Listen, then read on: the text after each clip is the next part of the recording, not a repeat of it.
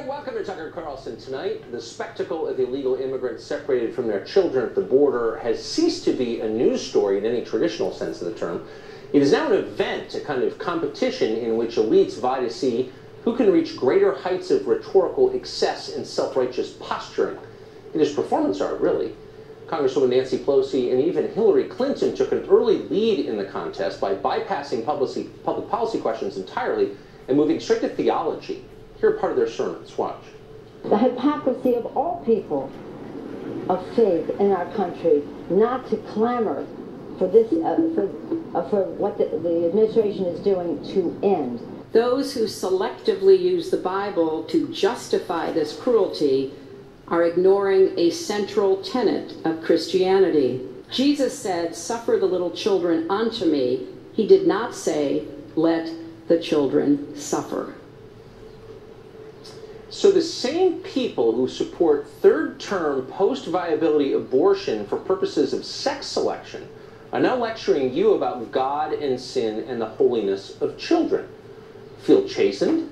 But wait, there's more. So much more. On Facebook, Senator Ben Sasse called the administration's policy wicked, as in immoral and devilish.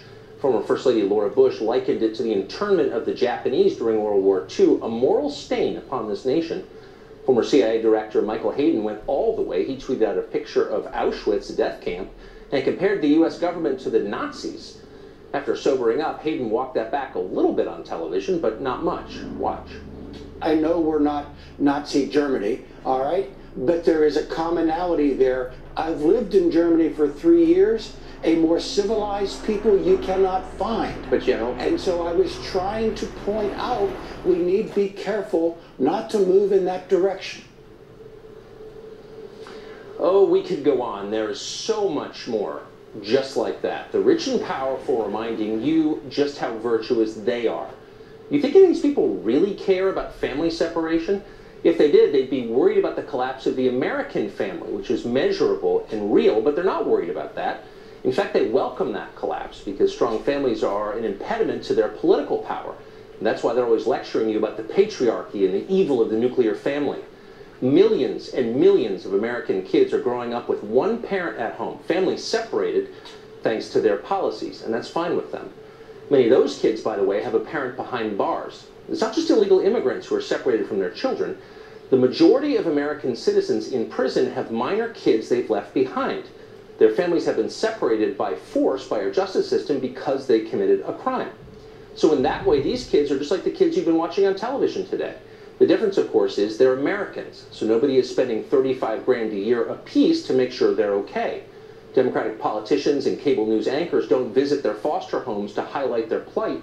They're ignored. This is one of those moments that tells you everything about our ruling class. They care far more about foreigners than about their own people. You probably suspected that already. The other thing you may have noticed is that they're not especially interested in solutions to anything. They're great at yelling and at preening, not so good at fixing and building. We could strengthen our borders to keep illegals out. We could fund more immigration courts to process those who sneak through anyway. We could even build more housing facilities at the border, holding facilities, to allow families to stay together while their asylum claims are processed. But the left is not interested in any of that. Their only solution is immediate amnesty for anyone who crosses our borders with a minor in tow. And of course, that's the same as no borders at all, not to mention a powerful incentive for child smuggling. They don't care. Because no matter what they tell you, this is not about helping children. A lot of people yelling at you on TV don't even have children, so don't for a second let them take the moral high ground. Their goal is to change your country forever, and they're succeeding, by the way. Since 2014, to name one example among many, at least 500,000 Central Americans who came here illegally have been released back inside our borders. Did anyone vote for that? And more to the point, who's going to pay for that? Not the people you've been watching on television today. Their kids go to private school if they have them. Their neighborhoods look exactly like they did in 1960. No demographic change at all, just like they like it. There's no cost to them. The cost is entirely on you. But don't complain or else they will call you Hitler.